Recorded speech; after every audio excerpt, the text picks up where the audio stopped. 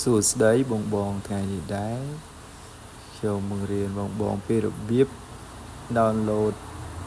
MP3 ទុកចាក់ស្ដាប់ MP3 ក៏បាន YouTube ក៏បានឥឡូវយើងចូល Google មកគេសេពាក្យ Snap 2B សេពាក្យ Snap 2B មក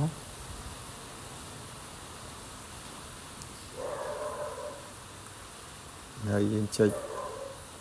search ហៅមកចុចទៅមុខទៅនឹងខាងក្រោមមកហើយចេញ Snap 2B ខាងលើហ្នឹងចុចលើវាមួយមកហើយយើងអូហៅពាក្យ download នេះពាក្យ download ពណ៌ក្រហមនេះចុចលើវាមកពណ៌ទឹកក្រូចហ្នឹងហើយយើងចុចតាមនឹងទៀតមកចុច download Snap ហ្នឹងមក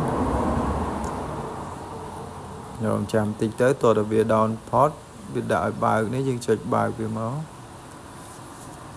បើកហើយយើងចុចតម្លើង Snap ដែលយើង down មកមិញហ្នឹងមកតម្លើងកម្មវិធីហ្នឹងមកញោមចាំតិចទៅតទៅទៀតយើងចុចបើក Snap មកឲ្យវា full ឲ្យវាដើរស្រួលចុចអនុញ្ញាតចុចចាប់ផ្ដើមហើយភាសាប៉ុណ្ណឹងយើងទៅឡើងបានជោគជ័យហើយ Snap តទៅទៀតយើងចូលទៅក្នុង YouTube មកយើងចង់ download បទចម្រៀងអីចង់ download មេរៀនអីមួយ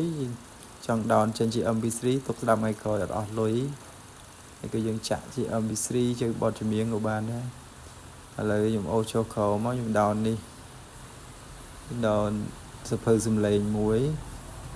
ចុចលើសភៅសំឡេងមកយើងចុចសញ្ញា share ញ៉ាពួយនេះបាទ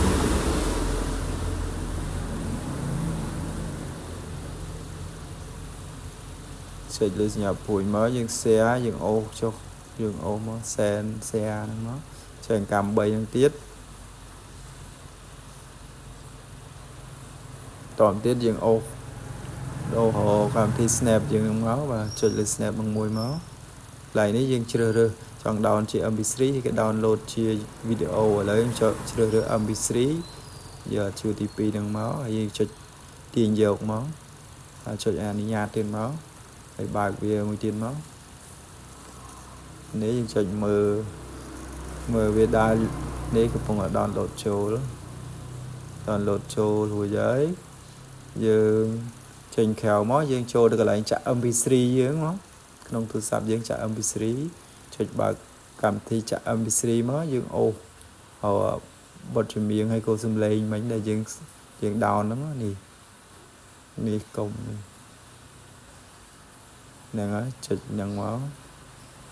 នេះយើង download ជា MP3 បានហើយយើងចាក់បាច់ចំប្រើអ៊ីនធឺណិតក៏បានដែរសូមអរគុណបាទ